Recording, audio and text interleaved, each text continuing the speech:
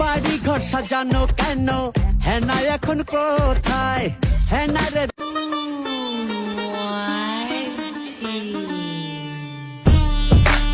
আয়না গড়ি ফষ্টি নষ্টি দেখতে নোনতা খেতে মিষ্টি।